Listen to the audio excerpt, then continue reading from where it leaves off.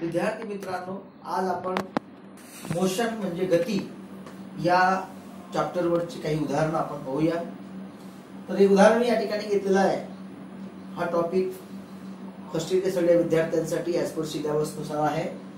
उदाहरण आहे 1000 किलोग्राम की 100 किलोमीटर पर आवर पर चलती गाड़ी को 1 मिनिट में रोकने में कितने बल की जरूरत होगी।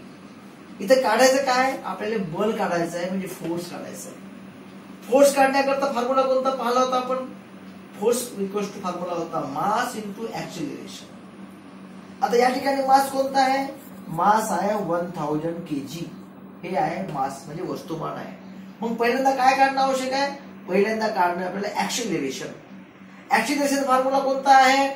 ऍक्सिलरेशनचा फॉर्म्युला आहे या ठिकाणी या सुद्धा मेथडने आपण ऍक्सिलरेशन काढता येते। जसं v equals to u plus at, u equals to v plus at। आपल्याला हे यानुसार आपल्याला ऍक्सिलरेशन काढता येते, कारण इथे a आहे। तर पूर्वी सुरुवातीला आपण पाहून घ्यायचं की या चॅप्टर मध्ये, या प्रॉब्लेम मध्ये इनिशियल वेलोसिटी, सुरुवातीचा जो वेग आहे त्या वाहनाचा, त्या गाडीचा 100 किलोमीटर प्रति तास आहे। तर आपण या किलोमीटरचं मीटर मध्ये कन्वर्शन करायचं आहे। 100 गुणिले 1000 म्हणजे मीटर झाले, आणि आवर म्हणजे 1 तास। एका तासाची सेकंद 36 सेकंद, म्हणजे या किलोमीटर पर आवरचा आपण मीटर पर सेकंद मध्ये कन्वर्शन केलेलं आहे। हे सूत्र आहे, याचं नाव आहे इनिशियल वेलोसिटी। पण ते जे वाहन आहे ते वाहन 1 मिनिटानंतर ते थांबवायचं आहे, म्हणजे त्याला आपण फायनल वेलोसिटी ही 0 घ्यायची आहे। फायनल वेलोसिटी 0 येईल, आणि सुरुवातीची जी वेलोसिटी आहे ती आपण काढली 27.77। आणि हे किती वेळात करायचं आहे? 1 मिनिटाने थांबणार आहे, म्हणजे टाइम आहे 1 मिनिट, म्हणजे टाइम आहे त्याचा आहे 60 सेकंद। काय? 60 सेकंद। फॉर्म्युला कोणता आहे? v equals to u plus at, हे सूत्र आहे। v equals to u plus at, याच्यामध्ये फायनल वेलोसिटी 0 येईल, कारण आपण आता इथे लिहिलेलं आहे। इनिशियल वेलोसिटी आहे 27.77, हे आलेलं आहे metre per second. Value of a म्हणजे ऍक्सिलरेशन आहे, t आहे टाइम म्हणजे 1 मिनिट, हा 60 सेकंद घेतलेला आहे।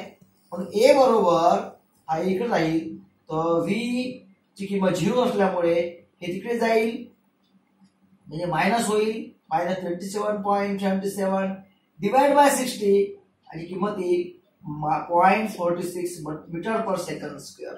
हे मायनस का आलं? याला म्हणतात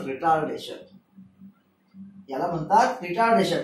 एखादं वाहन सुरुवातीला अतिशय वेगवान असतं, परंतु नंतर त्या वाहनाची जो वेग आहे हा जर कमी कमी होत असेल, त्याचं उत्तर येते निगेटिव्ह, त्याला आपण रिटार्डेशन असं म्हणतो।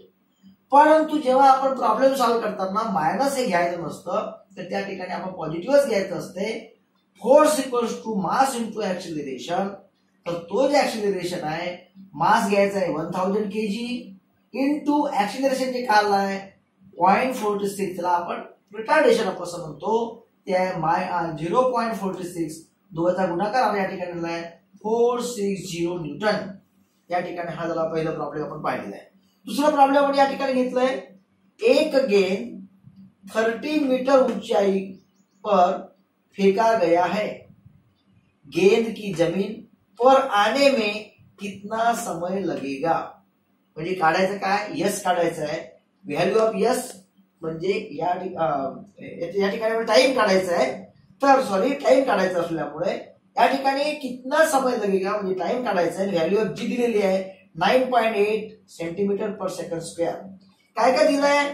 Given value of u equal to 0, कारण गेंद पहिल्यांदा जेव्हा आपण चेंडू जेव्हा वर फेकतो, तर सुरुवातीचा जो वेग आहे इनिशियल वेलोसिटी ही 0 असते, आणि ती किती अंतरापर्यंत उंचीवर जाणार आहे त्याला म्हणतो आपण अंतर। यस ही आहे 30 मीटर, 30 मीटरचे होईल।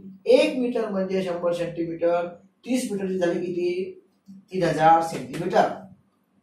सूत्र कोणतं येईल? सूत्र आपण या ठिकाणी वापरलं आहे, S equals to ut plus half gt square. या सूत्राने आपल्याला किंमत काढता येते. व्हॅल्यू ऑफ एस ही आहे 3000, value of you 0, T plus half म्हणजे 0.5, जी ची किंमत दिलेली आहे 9.8 आणि टी ची किंमत पुन्हा या ठिकाणी आपल्याला काढायची आहे. या ठिकाणी पहा एस ची किंमत टाकली 3000 आणि हा 0 येईल आणि या ठिकाणी 0.5 × 9.8 या दोघांचा गुणाकार 4.9 आणि नंतर इंटू टी स्क्वेअर. पण व्हॅल्यू ऑफ टी स्क्वेअरची किंमत काय होईल? T square equals to 3000 divide by 4.9 ही किंमत आली 612.24. याचा समजा आपण स्क्वेअर रूट काढला तर हा येईल 24.74 सेकंद. म्हणजे आपल्याला या ठिकाणी काय काढता आला? टाइम काढता आला की 24.74 सेकंद त्या चेंडूला खाली येण्यासाठी लागणार. तिसरा जे प्रॉब्लेम आपण या ठिकाणी घेतला आहे, कोई वस्तू विराम अवस्था में, म्हणजे सुरुवातीचा वेलोसिटी आहे 0, कोई वस्तु विराम अवस्था में 4 सेंटीमीटर पर सेकंड स्क्वायर के त्वरण म्हणजे ए 4 सेंटीमीटर पर सेकंड स्क्वायर जे चलने के प्रारंभ करता है तब 50 सेंटीमीटर चलने के बाद, म्हणजे अंतर किती आहे? 50 सेंटीमीटर चलने के बाद उसका वेग कितना होगा. या ठिकाणी आपल्याला काढायचं काय? व्हेलॉसिटी काढायची आहे, फायनल व्हेलॉसिटी काढायची आहे. या ठिकाणी फॉर्म्युला आपण वापरतो आपण v square minus U square equals to 2as हे सूत्र आहे. या ठिकाणी व्हॅल्यू ऑफ v स्क्वेअर आपल्याला काढायचं असल्यामुळे आणि ते इनिशियल व्हेलॉसिटी दिलेली आहे 0 आणि equals to 2 × value of a म्हणजे 4 आणि s म्हणजे 50. या ठिकाणी आपण अशा प्रकारचं काढल्यानंतर v स्क्वेअर 2 × 4 × 50 झाले 400. v स्क्वेअर इक्वल्स टू होईल 400 झालं. v equals to under root 400 याचा वर्गमूळ निघाला आहे 20 सेंटीमीटर प्रति सेकंद. 20 सेंटीमीटर प्रति सेकंद. या ठिकाणी हे तीन जे आपण फॉर्म्युले आहेत त्या तीनही फॉर्म्युलेच्या माध्यमातून वेगवेगळे तीनही प्रॉब्लेम आपण केलेले आहेत. आणि याच्यानंतरचा भाग आहे दोन थोडक्यामध्ये आपण पाहूया ऍक्सिलरेशन रिटार्डेशन. ह्या दोन संकल्पना थोडक्यात समजून घेऊया. ऍक्सिलरेशन म्हणजे काय?